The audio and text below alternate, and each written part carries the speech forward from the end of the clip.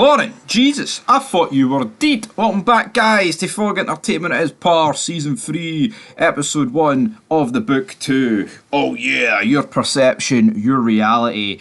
And how did Season 3 begin? For me, not that great, I'll be brutally honest. I don't know, I think Par Book 2 and like glimpses is great, and then there's other parts I just think it loses its way a little bit. But of course, Big Davis, he managed to get rid of his ring. And the whole opener to this season is that the ring that they gave him for a payment belongs to this English woman, black English woman who seems to be very serious. And then it went up for auction, they killed the guy who bought it, and now the ring is back in their possession, sort of thing. And now that Dante is dead, they need Kane, Braden, and Tariq to work for them. So, I mean, that happens all pretty quickly.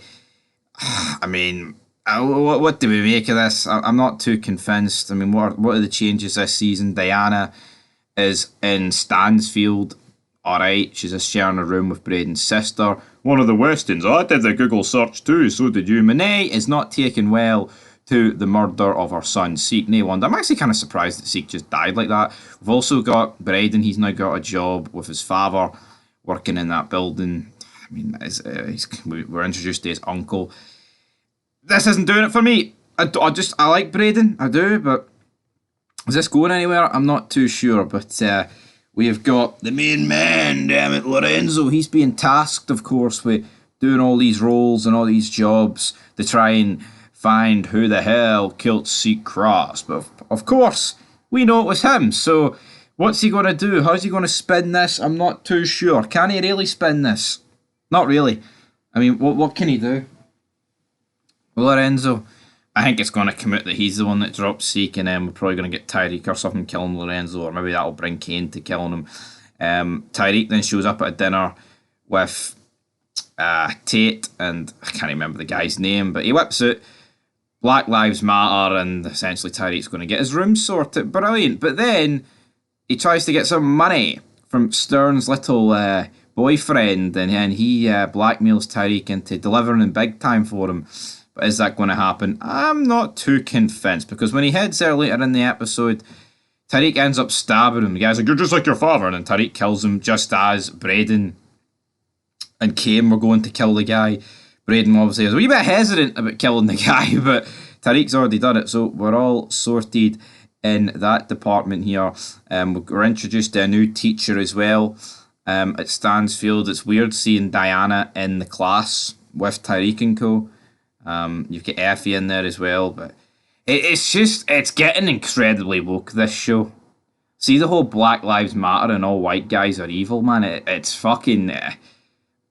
in the original Power show, like, there was a few references to it, but like it was done in like clever ways. In this show, this spin-off is I don't like. There was a few things in Power Book 4 Season 1, like when he got pulled over by the cops and then Tommy got him out of it, right? But I don't know. I honestly feel like in this show there's just a hell of a lot of wokeness going on. I get it. Maybe that's a fair representation of America in the classroom, in college, in school, whatever. But I'm just not digging this in the slightest. Davis, though, he's trying to get his brother out, but his brother not looking good for him because his organs are failing. In order to get him out and get in this like clinic trial, he has to be released for jail. But is that going to happen? We're not too sure, to say the least. But Blanca Rodriguez, she's doing a lot of floating about this episode. Looks like she's back in the fray. This is good, but it's not too good because Kevin Whitman has been scoping around, taking photos, and that's obviously causing a wee bit of hassle here. But it's like they've almost got all this information right back on Tariq, and they're not really doing anything with it, man. We then have like this big memorial day for Seek Cross. There's going to be people doing speeches. Tate turns up and he bangs into the new teacher, and he's like, "Oh, I know you. What you doing here? It's a little bit white for you, isn't it? Damn it." So yeah, bit mental. Diana still kind of getting blamed here by Monet. Monet cannot even take much of the speech. We see Diana flirting with this guy. Is this going to go anywhere? I'm not really too convinced about it. Rashad Tate gives a speech. It was a pretty decent speech about Seek Cross. Tariq then grabs the mic, starts talking about how he's a young black man. He's being prosecuted for all the wrong reasons. But it's like, this would have more weight, right, obviously the show would be incredibly boring if Tariq was like a goody two shoes and wasn't involved in the drug dealing and murdering people. But it's like he goes to the microphone and he's trying to spin this story that he is like an innocent, honest student and all these things have just happened and he knows what it's like to have his life ruined and all this stuff. It's not really spinning like a good narrative of the black community that Tyreek is like standing up here trying to make himself out to be like a pioneer of the community, but while also doing all the side hustle and shit. This is a pretty sad scene with see Cross's like it wasn't really a funeral, but he then starts speaking to Monet after it. Some guy did the heckle during it and was like, "Oh, you're a fucking murderer," and he's like, "It's like that. I need to prove people wrong." And Tyreek kind of made this entire thing all about himself, even though it was about his good buddy Kevin Whitman. Who knows what's going on with him? And then they're introduced to the new setup with the new English woman. This ain't doing it for me. I'm sorry, I don't know what it is. It's just not doing it for me. And then this isn't also doing it for me. Like, it's revealed at the end of the episode that Lauren's alive, and I'm sorry, I just don't really care about the Lauren character. I don't.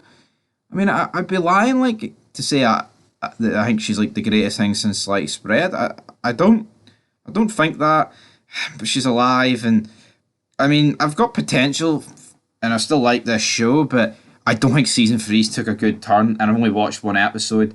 Also, there was like it was like, did someone get fired for like the cinematography? It seems like they've changed everything up. It looks like a completely different show in that sense, but we'll have to wait and see, guys. But anyway, leave your thoughts down below, and until next time, peace.